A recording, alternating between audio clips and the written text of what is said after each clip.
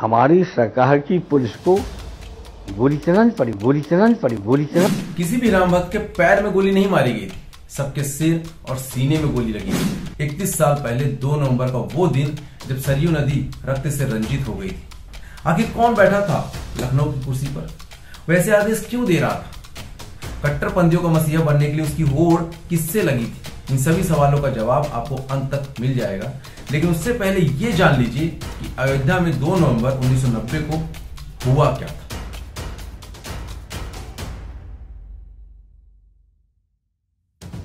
नमस्कार मित्रों, सुबह के 9 बजे थे। कार्तिक पूर्णिमा पर सरयू में स्नान कर साधु और राम भक्त कार सेवा के लिए राम जन्मभूमि की ओर बढ़ रहे थे कि इतने में पुलिस ने घेरा बनाकर उनको वहीं रोक लिया।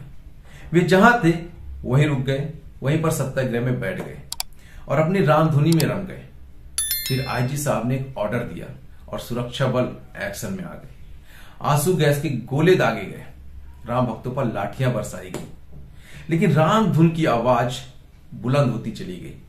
राम भक्त न उत्तेजित हुए, न डरे और न ही घबराए, लेकिन अचानक बिना चेतावनी के उन पर फायरिंग शुरू कर दी गई। गलियों में राम भक्तों को दौड़ा दौड़ा का निशाना बनाया गया। 3 नवंबर 1990 में जनसत्ता में छपी एक रिपोर्ट में लिखा गया कि राजस्थान के श्रीगंगानगर में एक कार सेवक, जिसका नाम पता नहीं चल पाया है, गोली लगते ही सड़क पर गिर पड़ा और उसने अपने रक्त से सड़क पर लिखा सीताराम।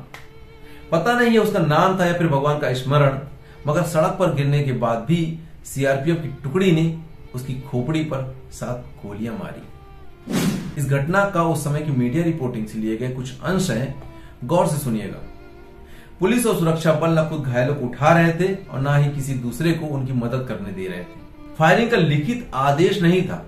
फायरिंग के बाद जिला मजिस्ट्रेट से ऑर्डर पर साइन कराया गया था। किसी भी राम भक्त के पैर में गोली नहीं मारी गई थी, सबके सिर और सीने में गोली लगी थी। तुलसी चौराहा रक्त से रंजित हो गया था और दिगंबर अखाड़े के बाहर कुठारी बंधुओं को खींचकर गोली मारी गई थी। रामअचल गुप्ता का अखंड रामधुन बंद नहीं हो रहा था तो उन्हें पीछे से गोली मारी गई थी। राम नंदी दिगंबर अखाड़े में घुसकर साधुओं पर फायरिंग की गई थी। कोतवाली के सामने मंदिर के पुजारी को गोली मारकर मौत के घाट उतार दिया गया था। रामबाग के ऊपर से एक साधु आंसू गैस से परेशान लोगों के लिए बाल्टी से पानी फेंक रहे थे, उन्हें गोली मारी गई और वह छत से नीचे आ गिरी। फायरिंग के बाद सड़कों और गलियों में पड़े राम भक्तों के शव बोरियों में भर कर ले जाए गए। 2 नवंबर 1990 को विनय कटियार के नेतृत्व में दिगंबर अखाड़े की तरफ से हनुमानगढ़ी की ओर जो कार सेवक बढ़ रहे थे, उनमें 22 साल के रामकुमार कोठारी और 20 साल के शरद कोठारी भी शामिल थे। सुरक्षा बलों ने फायरिंग शुरू की तो दोनों पीछे हटकर एक घर में जा छिपे। सीआरपीएफ के एक इंस्पेक्टर ने शरद को घर से बाहर निकालकर सड़क पर बिठाया और उनके सिर को गोली से उड़ा दिया। छोटे भाई के साथ ऐसा होते हुए देख रामकुमार भी कूद पड़े और इंस्पेक्टर की गोली रामकुमार के गले को पार करते हुए निकल गई। और इस तरह से न जाने कितने ही राम भक्तों का उस दिन जनसंहार किया गया। जनसत्ता में अगले ही दिन छपी खबर में बलिदानियों की संख्या 40 बताई गई थी।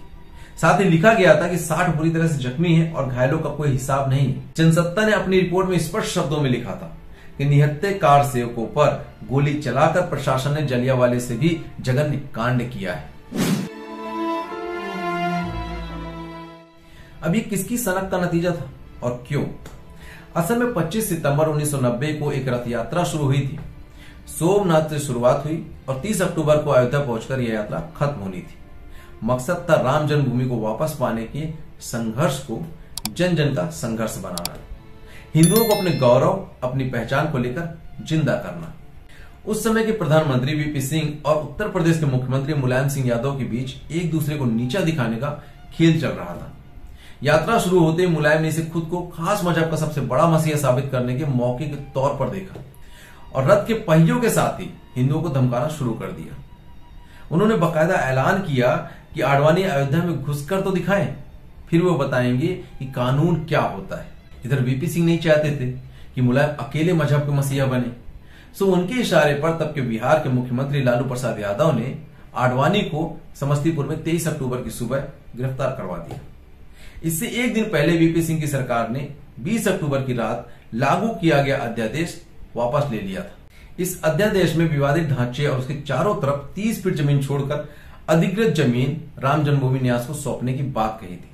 हालांकि इसके लिए भी विशेष समुदाय के नुमाइंदे राजी नहीं थे और उनका हीरो बनने के लिए मुलायम ने भी इस अध्यादेश को लागू नहीं करने की धमकी दी थी। लेकिन आडवाणी की गिरफ्तारी ने मुलायम का सारा खेल बिगाड़ दिया। इधर लालू रातों रात मजहब विशेष के हीरो बन गए। अब मुलायम के पास एक ही विकल्प बचा था कि कुछ ऐसा करें जिससे विशेष समुदाय में उनकी हनक जो है वो बनी रहे। इसी सनक ने 30 अक्टूबर और 2 नवंबर को अयोध्या को राम भक्तों के रक्त से रंग दिया। इस एक ऑर्डर से मुलायम सिंह यादव को धरती पुत्र से मौलाना मुलायम की उपाधि नसीब हुई। लेकिन ताजुब इस बात का था कि उनको इस बात का कोई अफसोस नहीं था, बल्कि 2017 में अपनी इस करतूत का बखान करते हुए उन्होंने कहा था कि यदि जरूरत पड़ती तो और लोगों को भी मारा जाता। पढ़ाई में, नौकरी में आपने देखा जब पुलिस भर्ती हमारे जमाने में हुई तो मैंने साफ कह दिया कि इतने % मुसलमान होना चाहिए। मुलायम सिंह जी आज इस दुनिया में नहीं है, उसके लिए उन्हें भावपूर्ण श्रद्धांजलि। ये वीडियो बनाने का मकसद उनको बुरा बताने के लिए नहीं है। वो चाहते तो धरती पुत्र की मिली उपाधि के साथ न्याय कर सकते थे और हम उन्हें उसी रूप में उन्हें याद भी करते। लेकिन जिस तरह से उन्होंने निहत्थे कार सेवकों के रक्त से देवभूमि को रक्त रंजित करवाया था, उसके लिए सही उपाधि क्या हो सकती है वो आप लोग मुझे कमेंट्स करके बताइएगा। खैर, कर्म और काल की गति को कोई समझ नहीं सकता, ये लौट कर आता ही है।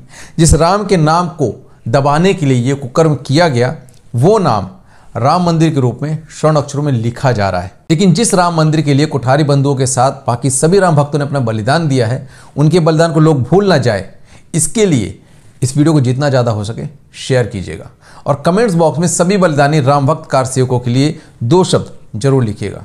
मिलता हूं जल्द नए वीडियो में, तब तक के लिए जय श्री राम, वंदे मातरम, भारत माता की जय।